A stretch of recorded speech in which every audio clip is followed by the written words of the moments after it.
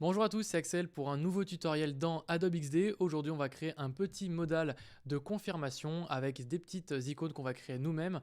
Donc vous êtes prêts, c'est parti. Alors on va déjà commencer par créer la base de notre composant. Donc on va déjà commencer en créant un nouveau projet. Donc moi je l'ai déjà créé. Et ce que j'ai fait, c'est que dans mes actifs, donc si je vais dans mes actifs ici, je vais avoir deux couleurs, une couleur grise et une couleur bleutée que j'ai déjà choisie au préalable. Ça va être ma couleur principale, le bleu, et la couleur secondaire, le gris. Donc je vais déjà commencer par mettre une couleur de fond à ma page web. Donc ce que je vais faire, c'est que je vais prendre une petite couleur, un petit bleu. Alors on va prendre par exemple la couleur initiale bleue et on va venir en fait l'éclaircir pour avoir quelque chose de un petit bleu très très léger, limite un peu gris. Voilà, il faut que ce soit vraiment très léger. Ensuite, ce qu'on va faire, c'est que par-dessus, on va créer notre modal. Donc en fait, ça va être simplement le composant où on va avoir notre confirmation de message, par exemple. Donc je vais créer un bloc comme ceci, que je vais venir centrer. Je vais arrondir un petit peu les coins, donc légèrement, voilà. Je vais enlever la bordure parce que c'est pas forcément quelque chose qui m'intéresse, mais je vais juste rajouter une petite ombre portée pour le distinguer du fond. Donc pour ça, je clique sur l'ombre et je vais ajouter donc une petite ombre. Alors je peux avoir différents types d'ombres. Moi, ce que j'aime bien, c'est les ombres assez légères qui permettent de bien différencier, enfin pas forcément bien, mais en tout cas un petit peu du fond. Donc ce que je vais faire, c'est que je vais prendre l'ombre, je vais venir baisser son opacité vers 7-8%, on va dire 8%. Je vais augmenter le décalage, l'offset vertical. Donc pour ça, il est actuellement de 3 pixels. Donc c'est-à-dire que là, le décalage vertical est de 3. On va l'augmenter par exemple par 10. Voilà, on voit que c'est augmenté. Et on va augmenter le B, donc pour blur, c'est-à-dire le flou en fait de l'ombre. Donc pour le flou, on va mettre plutôt 20-25. On va essayer de monter un peu vers 30, pourquoi pas. Donc c'est pas mal. L'ombre pour moi est un peu trop intense, donc alors ce qu'on peut faire pour au niveau de l'ombre, c'est soit de baisser l'opacité, sinon la couleur de l'ombre, on va venir la faire rapprocher un peu du blanc. Donc moi je vais la faire venir vers du gris, à peu près, voilà. Et je vais juste augmenter, pareil encore une fois, le blur, donc vers 40, et baisser encore mon ombre à 10-15, on va faire 15. Voilà, là ça me plaît plutôt. Donc je vais placer mon élément au milieu, parfait. Et je vais ajouter mes textes. Alors, ce que je vais faire, c'est que je vais ajouter un premier texte qui va être un titre. Donc, voulez-vous confirmer, par exemple, avec un message. Donc, je vais dire confirmez, hop, vous, la suppression. Donc, imaginons c'est un message de confirmation de suppression. Je vais mettre le texte avec la police Proxima Nova, c'est une police que moi j'aime beaucoup. Alors je vais la prendre d'abord en bold pour le titre, parce que justement c'est un titre qui est important, et ensuite on va voir qu'on va pouvoir mettre un petit texte moins important. Donc pour ça je prends un titre, et donc forcément comme c'est un titre qui est assez important, je vais le mettre en un peu plus gros, donc je vais venir le grossir, voilà, je vais le mettre à peu près comme ceci. Ensuite je vais venir le dupliquer et ajouter un autre texte, donc un texte complémentaire. Alors ça peut être pour une information supplémentaire ou alors pour vraiment expliquer en détail ce que la personne va faire. Donc par exemple, ça peut être vous êtes sur le point de supprimer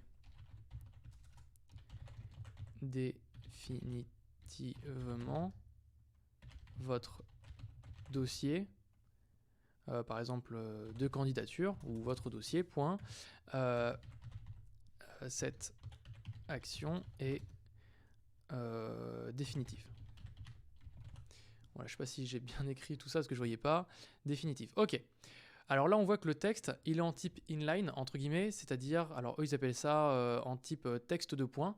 Moi, je préfère appeler ça inline. C'est-à-dire qu'en fait, votre texte, il est sur une seule ligne. Nous, ce qu'on veut, c'est plutôt l'avoir sur un bloc qu'on va pouvoir modifier au niveau de la taille. Donc pour ça, je vais changer ce type de texte en zone de texte. Et là, maintenant, on peut voir que je peux modifier, voilà, en fait, la taille et la zone, en fait, de mon texte. Donc je vais prendre ce texte-là, je diminue la zone. Je vais prendre ma zone, je vais la mettre au milieu. Et ce que je vais faire, c'est que je vais centrer mon texte. Voilà, comme ça j'ai quelque chose qui est vraiment très propre, très centré, ce que je préfère. Alors évidemment, comme c'est un texte qui est complémentaire, on ne peut pas le mettre au même niveau que le titre. Donc le même niveau, c'est-à-dire, alors il y a plusieurs choses qui permettent de différencier les niveaux. Ça peut être par exemple l'épaisseur de la police d'écriture. Donc déjà, ce qu'on va faire, c'est que on va changer en régular, ce que je trouve déjà mieux. Là, déjà, on voit qu'il y a une différenciation entre le titre et le contenu. Ce qui est très souvent utilisé aussi, c'est diminuer la taille de la police. C'est ce que je vous recommande. Donc passer par exemple à, on va faire plutôt un peu plus, 22 pixels. Voilà. Et aussi, ce qui peut changer aussi, c'est la couleur. Donc déjà la couleur, moi ce que j'aime pas, c'est quand les titres sont uniquement en couleur, en fait un dégradé de noir. On peut l'utiliser, mais personnellement, pour des interfaces un peu plus, comment dire, modernes, comme des startups, etc., c'est plus joli de passer d'une couleur enfin, d'être sur une couleur, mais qui est foncée. Par exemple, si je prends un bleu, je vais prendre un bleu foncé. Donc, par exemple, ça va être un bleu qui va se situer ici. Voilà. Tac. Et du coup, alors si je zoome un petit peu, on voit que c'est un bleu foncé et c'est pas un noir. Donc je trouve que c'est plus sympa. Et du coup, ça regroupe avec la couleur de base. Alors je vais reprendre ma couleur de base et je vais pouvoir venir dévier sur celle-ci. Ce que je trouve un petit peu mieux. Voilà. Donc voilà, je prends ma couleur. Ensuite, ma couleur grise ici, je peux faire pareil. C'est-à-dire je peux reprendre cette couleur-là. Hop, je la copie, je la colle ici. Et là, ce que je vais faire, c'est qu'au lieu d'avoir exactement la même couleur, comme c'est un texte, je vais venir en fait prendre un gris qui va venir s'en rapprocher. Voilà, qui est légèrement bleuté, ce que je trouve pas mal. Alors, je vais juste mettre cette action irréversible et définitive. Cette action est définitive. Point. Voilà, c'est pas mal comme ça. Ok, alors ce qu'on va pouvoir faire, c'est augmenter un peu la taille de confirmer la suppression. Le texte est pas mal. On peut voir que là, la lisibilité du texte en dessous, je la trouve un petit peu réduite. Ce qui permet d'augmenter la lisibilité, c'est d'augmenter la taille de hauteur de ligne. Je vais mettre plutôt 35. Voilà, je trouve ça un peu plus lisible. Ça me semble déjà pas mal. Hop, c'est cool. Et là, on va ajouter nos deux boutons d'action. Donc, confirmer oui ou confirmer non. Pour ça, je crée un nouveau bloc. Ce bloc-là qui va avoir pour couleur de fond la couleur qu'on avait choisie. Je vais enlever la couleur de bordure. Je vais un petit peu arrondir les coins, les angles. Tac. Assez légèrement. Je vais baisser sa hauteur, voilà, pour que ce soit un peu plus sympa, comme ceci. Dans ce bouton-là, je vais prendre la taille de mon titre. Hop.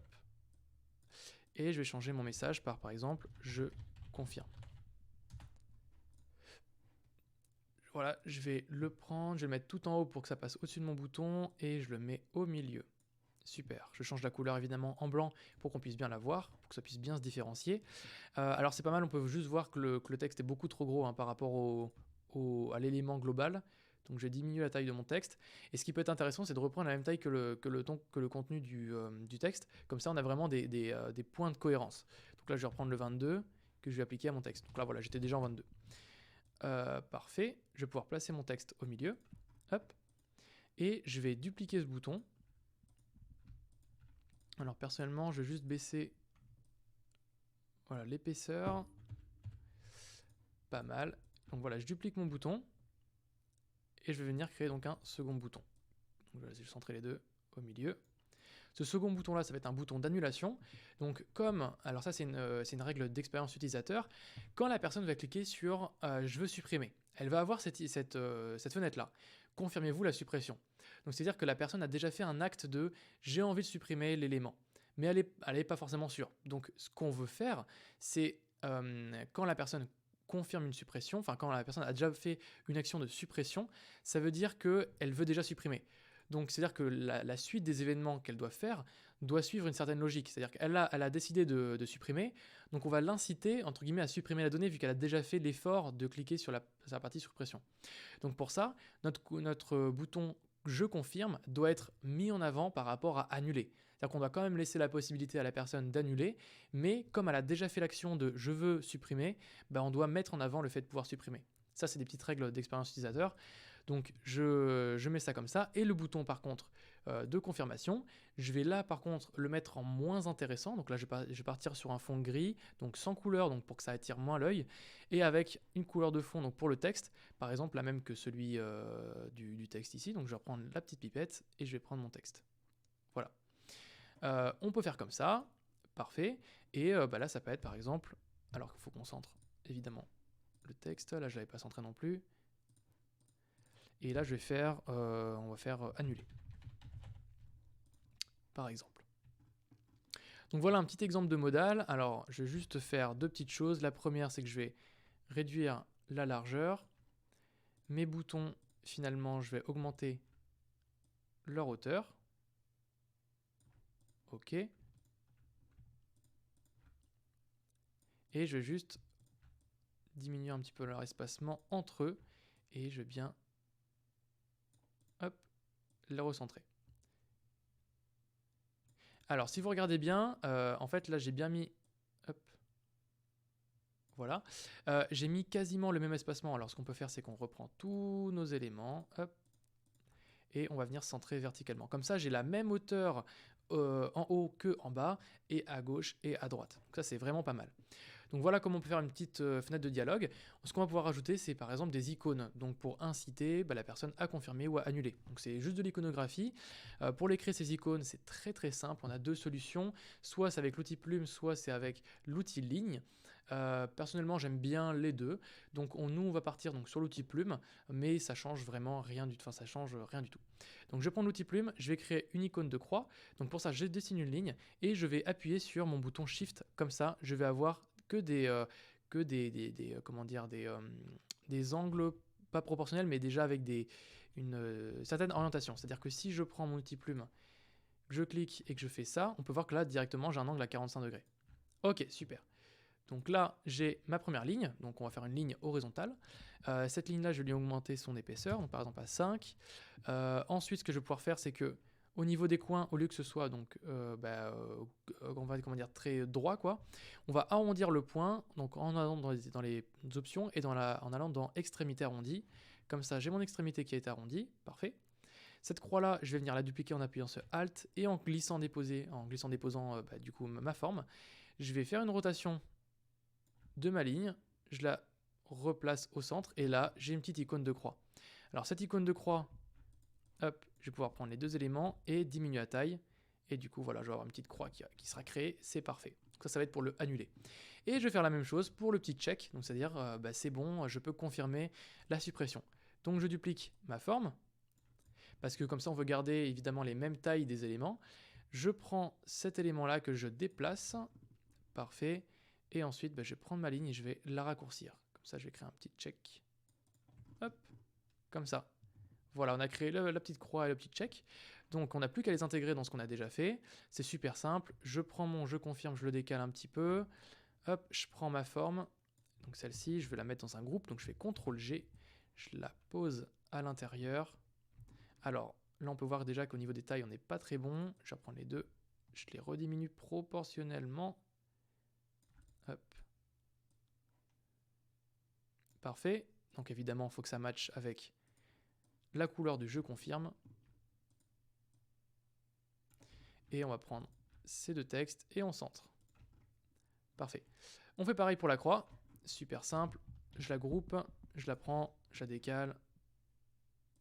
Et je la mets dans le annuler. Donc annuler, je décale. Je mets la petite croix ici.